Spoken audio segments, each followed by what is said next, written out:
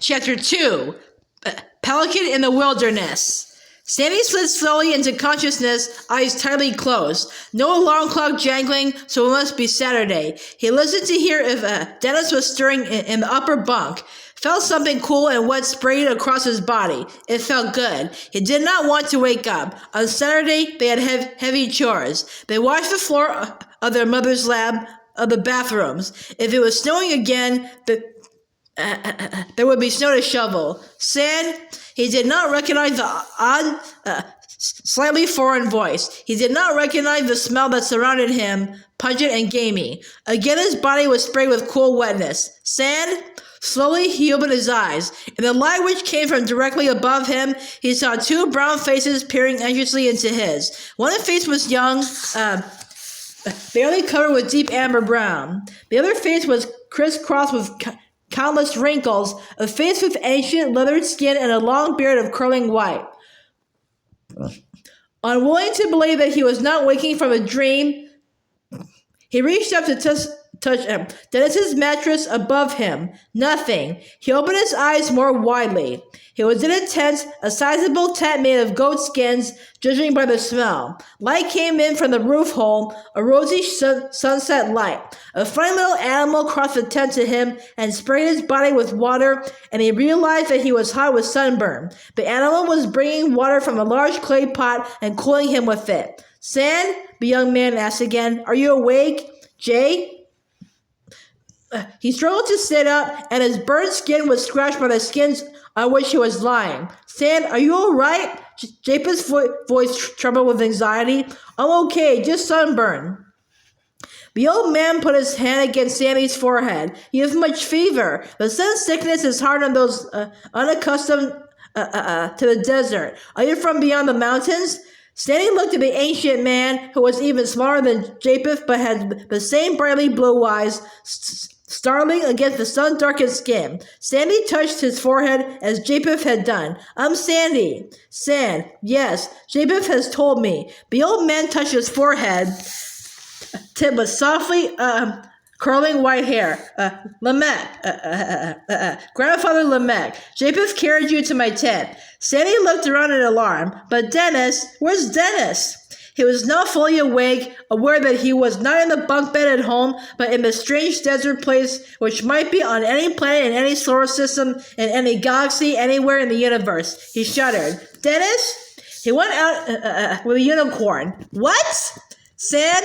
Japheth explained patiently. Dennys must have fainted. I told you about unicorns. Sometimes they are, sometimes they aren't. When Den fainted, the unicorn went out and took Den with him. But we've got to find him, bring him back. Sandy tried to struggle to his feet. Grandfather Lamech pushed him back down onto the skins with amazing strength for so small a person. Hush, Sand, do not worry. Your brother will be all right. But unicorns are very responsible, Lamech explained. But it is true that they are unreliable in that we cannot rely on them to be, but they are very responsible. You're crazy, Sandy said. Hush, Sand, Grandfather Lamech repeated. We do not know where the unicorns go when they go out, but when somebody calls the unicorn again and it appears, Den will appear too. You're sure? Yes, I am sure, the old man said, and for a moment, Sandy relaxed at the authority in his voice. Then, well, call Unicorn, call him now. The old man and Japheth looked at Higayon. Higayon raised his trunk toward the roof hole of the tent. The rosy glow had faded, and the old man and Japheth and Higayon were barely visible shadows in the tent. There was a sudden flash, and Sandy could see the shimmering silver body of the unicorn, but no Dennys. Dennys! He cried, and heard Japheth echo, Den! Higayon appeared to be consulting with the unicorn, but he looked toward Japheth and the old man, trumpeted. There was another flash of light, and then a faint glimmering, and the unicorn was gone. Grandfather Lamech said, it would appear that someone has already called the unicorn on which the Den was riding. Sandy jumped to his feet, but was so weak that he sank back into the skins. But he could be anywhere, he cried wildly. Hush, the old man repeated. He is on the oasis. We will find him. How? Sandy's voice was a frightened small boy squeak. Japheth said, I will look for him. When I find him, I will bring him to you. Oh, Jay, I want to come with you. No. Grandfather Lamech was firm. You have the sun sickness. You must stay here until you are well. He looked up at the roof hole. The fading sunset was gone, and the moon, not full, but beaming bright, shone down on them. The old man touched Sandy's arm, his thigh. Tomorrow you will be all blisters. Sandy's head felt strangely buzzing, and he knew that it was from fever, and that Grandfather Lamech was right. But Dennys, I will find him and bring him to you, Japheth promised. Oh, Jay, thank you. The young man turned to his grandfather. One of the women, my wife or one of my sisters, will bring you a nightlight, grandfather. The old man looked at the moonlight, which brightened the tent. Thank you, my dear grandson. My grandchildren are kind to me, so kind. His voice faltered. My son, Japheth sounded embarrassed. You know I can't do anything with father. I don't even tell him when I've come to your tent. Better that way. The old man was sorrowful. Better that way. But one day, of course, grandfather, one day, I'll be back with the den as soon as I can. He pushed out of the tent, and the flap slapped close behind him. He gave and dribbled cool water from the jar onto the cloth onto Sandy's burning forehead. Giants, the little old man leaned over him. Where do you come from? I'm not a giant, Sandy said. Really, I'm just a boy. Dennys and I are still growing, but we're not giants. We're just ordinary tall. The old grandfather shook his head. In our country, you are giants. Can you tell me where you come from? Home. Sandy felt hot and feverish. Home might be galaxies away. New England, the United States, planet Earth. The wrinkles of the old man's forehead crisscrossed each other as he frowned. You don't come from around here, not from Nod. The people there are no taller than we are. He put his hand on Sandy's forehead. The hand felt cool and dry as an autumn leaf crumbling to dust. Your fever will go down, but you must stay here in my tent, out of the sun, until the burning is healed. I will ask one of the seraphim to come tend to you. Seraphim do not burn in the sun.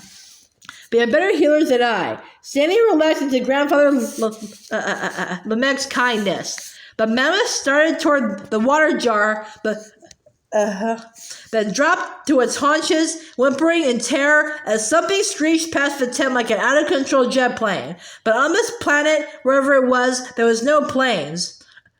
There were no planes. The old man leaped to his feet with amazing agility and grabbed a wooden staff. The hideous screech, not bird, not human, came again, closer, and then the tent flap was pushed aside and a large face peered in. It was the largest face Sandy had ever seen, a man's face with filthy hair and a matted beard, tangled eyebrows over small suspicious eyes, and a bulbous nose. From the mat of hair came two horns, curved downward, with sharp points like boar's teeth. The mouth opened and shouted, "Hungry!" The rest of the creature pushed into the tent. The head did not belong to a man's body, but to a lion's. And as it came all the way into the tent, Sandy saw that the lion did not have a lion's tail, but a scorpion's. Sandy was terrified.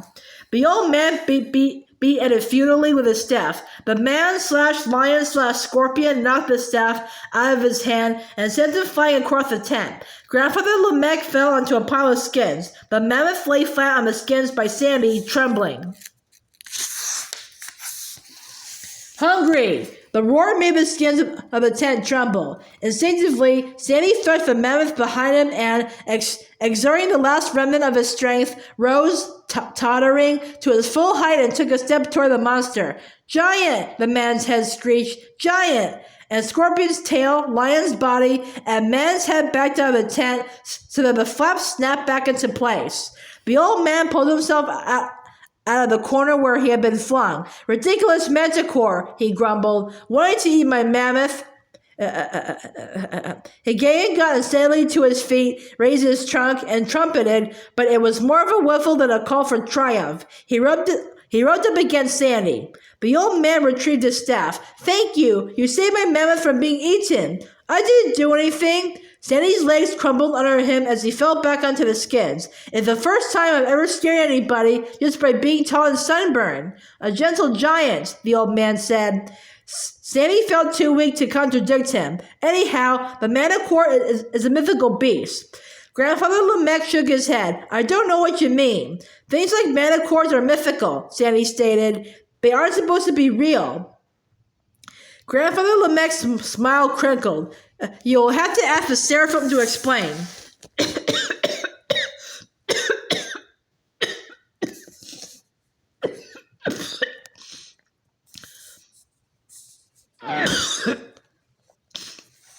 In this time, many things are real, you see. He looked around. Where's the scarab beetle?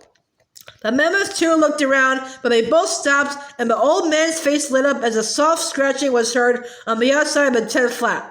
It was obviously some kind of signal, because he called out gladly, Come in, granddaughter, but he turned courteously to Sandy.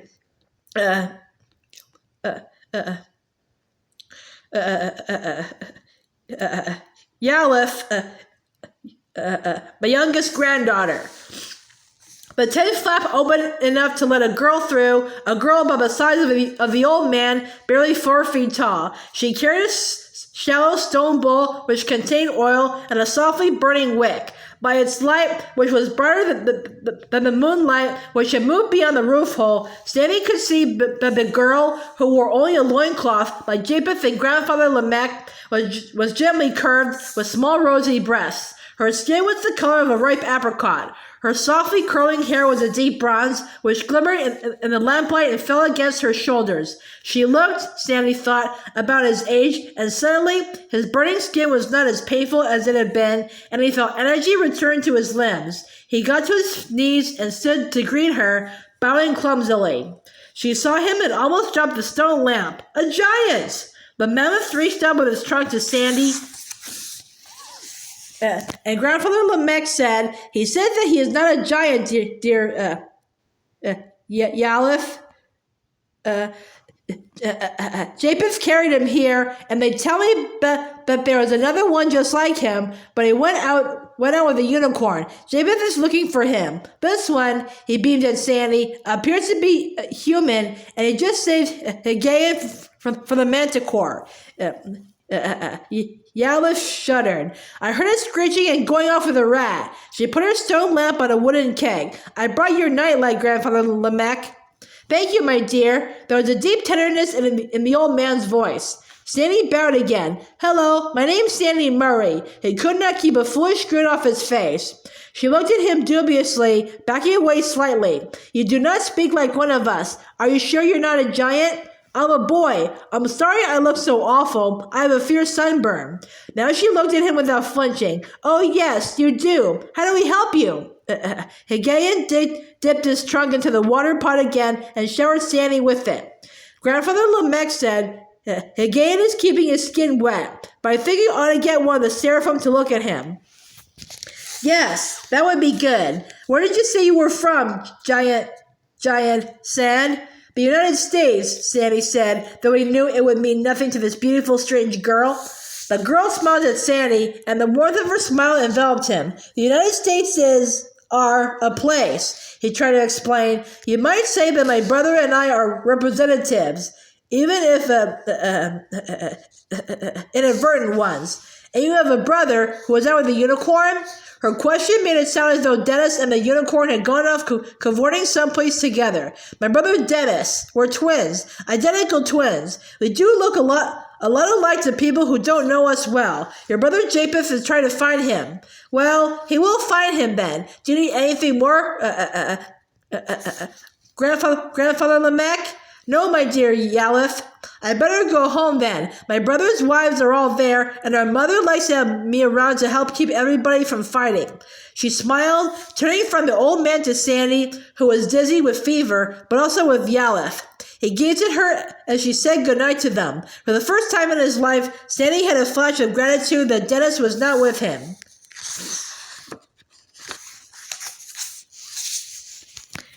That anxiety surfaced. Dennis, Japheth will find him, the old man said. Meanwhile, Higayon, see if you can find our scattered friend. Higayon trumpeted softly and left the tent. After Yalef and Higayon had gone, Sandy was assailed by a wave of feverish sleep. It was dark now, with no moonlight coming through the tent's roof hole, and the oil lamp burned low. He closed his eyes, curled on his side to sleep, and felt an emptiness. Dennys. He was just as happy, but Dennys had not seen Yalef. Nevertheless, he had never before gone to sleep without Dennys. At home, he could just reach up and punch the mattress above his to get his twins' attention. At scout camp, they had always been in the same cabin. Despite their parents' efforts to allow the twins to develop as individuals, never dressing them alike, the fact remained that they were twins. He did not know what it was like to go to sleep without Dennys. Higayon came in and went to Grandfather Lamech, plucking something from his ear with his trunk and holding it out to the old man. Grandfather Lamech took it on his palm, a scarab beetle, glinting bronze in the lamplight. The old man stroked it gently with a trembling forefinger and closed his palm. There came a vivid flash of light similar to that of a unicorn's horn, and a tall presence stood in the tent, smiling at the old man, then looking quietly at Sandy. The personage had skin the same glowing apricot color as Yalef's. Hair the color of wheat with a sun in it, brightly gold, long and tight back, falling to that it almost concealed tightly furled wings, the light-filled gold of the hair. The eyes were incredibly bright blue, like the sea with sunlight touching the waves. Lamech greeted him respectfully. Admiral, we thank you. But he said to Sandy, the Seraph will be able to help you. Seraphim know much about healing. So this was a Seraph, tall, even taller than the twins, but the only resemblance was in height. Otherwise, it was totally different, beautiful, but alien. The Seraph turned to Lamech. What have we here? Lamech bowed, seeming more than ever like a small brown nut in comparison with a great winged one. If all the ordinary people in this strange place were as little as Japheth and Lamech and Yalef, it was small wonder that Sandy and Dennys were confused with giants. Lamech said, we have with us a stranger. Admiral touched Sandy's shoulder, pressing him back down on the skins as he started to struggle to his feet. Lamech continued, he is, as you can see, almost as tall as you are, but not as completely foreign. He is very young, Admiral the Seraph said, barely hatched as it were, but you are correct. He is not one of us, nor of the Nephilim. Nor of us, Lamech said, but we think he is not to be feared. Admiral reached out to touch Sandy gently on the back, the long fingers delicately exploring the shoulder blades. No wings, not even rudimentary ones. Higayon approached the Seraph, biting him to get his attention, then indicated the water pitcher. Admiral reached down and scratched between the mammoth's ears. Call the Pelican, he ordered. Higayon left the tent. Lamech looked up to meet Admiral's starling blue eyes. Are we doing the right thing, keeping him cool and wet to bring down the fever and heal the burning? Admiral nodded. At the tent flap opened and Higayon returned, followed by a pelican, large and white and surprising. It waddled over to the clay water pitcher, opened its great beak, and filled the pitcher. Lamech asked anxiously, the pelican will see to it that we have plenty of water? It will take many trips to the well, too many for me now that I am old, and fear not. Alarin will see to it, Admiral reassured. A pelican in the desert? Sandy asked, feeling that the great bird was part of a fever dream. A pelican in the wilderness, Admiral agreed. He dropped to one knee and put his hand against Sandy's reddened cheeks. Through the fingers flowed a healing warmth, a warmth which had nothing to do with the stifling heat in the tent. Sandy had almost grown accustomed to the strong, gamey smell of the skins, but the Seraph seemed to bring a lightness and a freshness to the air. Where, young one, are you from? Admiral asked. Sandy sighed. Planet Earth, where I hope I still am? The Seraph smiled again, not answering the question. He touched Sandy's forehead gently, and the touch helped him to clarify his thoughts, which seemed to lose their focus. And from where on planet And from where planet Earth do you come? From the United States, the Northeast, New England. How did you get here? I'm not sure, sir. There was something about Admiral's presence which brought out the old-fashioned forms of respect. Our father was working with a theory about the fifth dimension and the tesseracts. Admiral nodded. Did he send you? No, we, Dennis, my twin brother, and I. It was our fault. I mean, we have never before done anything so incredibly stupid as to mess with anything of Dad's when an experiment was in progress, except we didn't realize that an experiment was in progress. Where is Dennis? Oh, please, Sandy implored.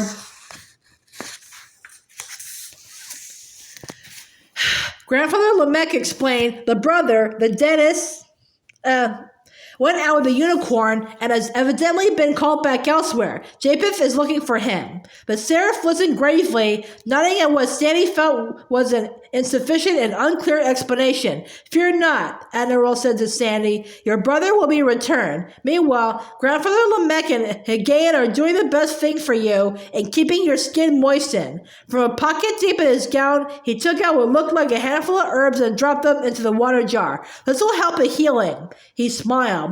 It is good that you have at least some knowledge of the old language. But I don't, Sandy started. You've been able to understand and talk with first Japheth and now Grandfather L'Engle, have you not? Well, yes, I guess so. Perhaps the gift has been awakened because you have not had time to think. But Sarah's smile illumined the tent. Admiral turned from Sandy to L'Engle. When the cool of night comes, wrap him in this. And the seraph took off his own creamy robe. His wings were visible now, as golden and shining as his long hair. He gave an effect of sunniness in the dark tent, lit only by the oil lamp. The animal skins are too rough for his burnt flesh. I will come by in the morning to see how he is doing. Meanwhile, I will check on Japheth and see if he has found a brother. As Admiral talked, Sandy felt his eyes close. Japheth was looking for Dennis. Admiral was going to help him. Surely, if the seraph was involved, then everything would be all right. His thoughts drifted off into soft darkness.